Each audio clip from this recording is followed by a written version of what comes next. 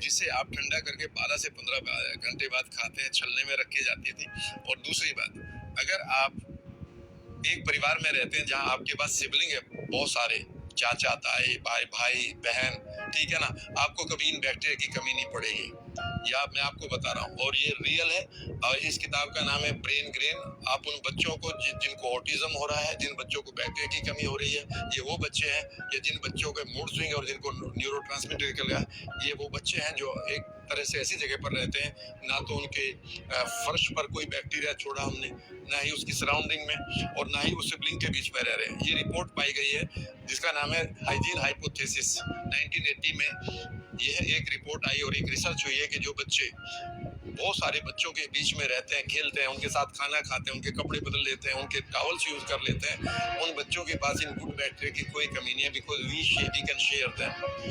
लेकिन जब ये बहुत इंपॉर्टेंट है, तो बासी रोटी और घर में रहना एक साथ, और ये बहुत ही इंपॉर्टेंट है, और ये बहुत ही अच्छा एक सिम्टम है जिससे हम इस कल्चर को पीछे छोड़कर आ गए। अब हम न्यूक्लियर फैमिली में रहते हैं। आपको मालूम है, जब आप किसी भी बच्चों को देखेंगे ना अभिषेक, छोटे से बच्चे को देखिएगा, उसके हाथ में जो भी आता है वो क्या करता है, मुंह में देता है। याद रखिएगा, ये एक डिवाइन प्रोसेस है। हाँ बिल्कुल है, क्योंकि वो उस समय उस चीज पर लगे हुए करोड़ों बैक्टीरिया को अपने मुंह में डाल रहा है, और इस समय वो बैक्टीरिया को आपका जो इम्यून सिस्टम है पहचान रहा है, और पहचान कर वो अपनी एंटीबॉडीज यानी कि अपनी आर्मी को तैयार भी कर रहा है और उनको मार भी रहा है। और उस मारने की प्रोसेस में एकदम से उस बच्चे को बुखार होता है, जो एक डिवाइन प्रोसेस है।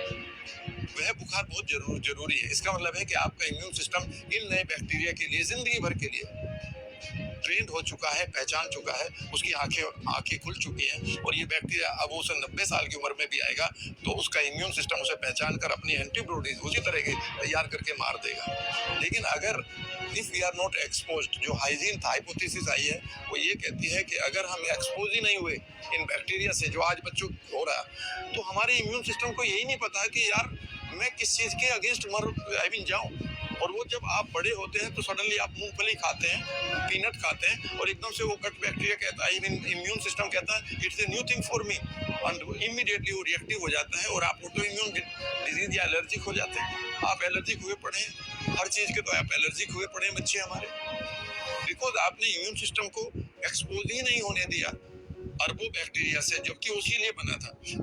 इसीलिए जो बच्चे एक उसमें रहते हैं, बड़ी एक घर में रहते हैं और बहुत सारे बच्चे होते हैं, they are expose to various bacteria, इसलिए उनका इम्यून सिस्टम हमेशा आप कह सकते हैं एंगेज्ड रहता है, और उसके बाद इतनी फुर्सत नहीं मिलती कि वो बिना मतलब ओवर रिएक्ट करे।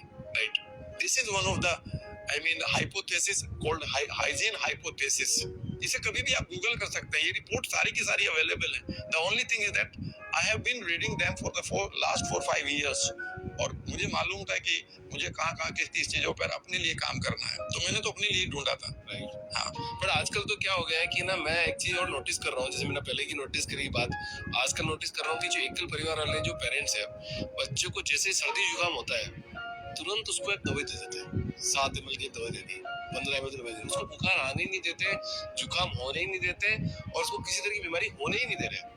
पता है इसका कितना बड़ा नुकसान है? मैं चूंकि एनएलपी पढ़ाता हूँ और मैं साइको न्यूरो इम्यूनोलॉजी भी पढ़ाता हूँ, जो डॉक्टर रॉबर्ट अडर ने 1970 में बनाई थी, कि कैसे आपका माइंड आपकी इम्यूनिटी को रिएक्टिव जोन में डाल देता है या एक्टिव जोन में डाल देता है या उसे सप्रेस कर देता है। जो आपने कहा है ये सारी वही बात कह दी है कि जैसे मानो आपने सारी किताबें ही पढ़ रखी है। जब हमारे बच्चों को जुकाम बुखार होता है उस समय अगर हम उसको इमीडिएटली बहुत कंसर्न मदर फादर बनकर सारी दवाइयाँ दे रहे हैं, तो आप उसके इम्यून सिस्टम को ही एक्टिव नहीं होने दे रहे हो। उसकी बॉडी ये कह रही है कि मेरे पास एक बैक्टीरिया है, मुझे इसको मारने के लिए अपनी बॉडी के टेम्परेचर को भी बढ़ाना है और इम्यून सिस्टम को भी एक्टिव करना है। यह एक डिवाइन प्रोसेस है।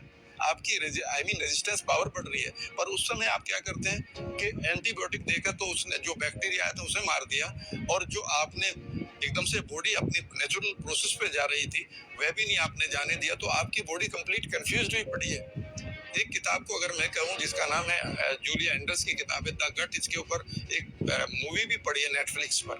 उन्होंने कहा है कि जैसे ही आप 102 के ऊपर बुखार आता है ना, कई बार आपको 102 के आसपास 103, मैं ये नहीं कह रहा हूँ कि आपको डॉक्टर को विजिट नहीं करना, लेकिन उन्होंने कहा है कि ये एक ऐसा मोमेंट है जब आपकी बॉडी एक ऐसे बैक्टीरिया के अगेंस्ट कोई ना कोई इम्यून सिस्टम तैयार कर रही है जो लाइफ में अब आपको कभी धोखा आई मीन आपको अटैक नहीं कर सकता और आपका इम्यून सिस्टम भी कभी धोखा नहीं दे सकता। उस समय सिर्फ आप अपने आप को बचाए रखिए कि भाई किसी भी तरह से आप आई मीन अपने ब्रेन को ठंडे पानी से या बर्फ से, वो तो डॉक्टर ही बता सकता है, मैं उसको रिप्लेस नहीं करूंगा, लेकिन बुखार आना और खांसी आना, इवन पेचिस लगना, छींके आना, ये तो वो डिवाइन प्रोसेस है। इस समय आपकी बॉडी थ्रो कर रही है उन बैक्टीरियाज को मारकर बाहर जो आपके पास आ गए हैं सिस्टम में।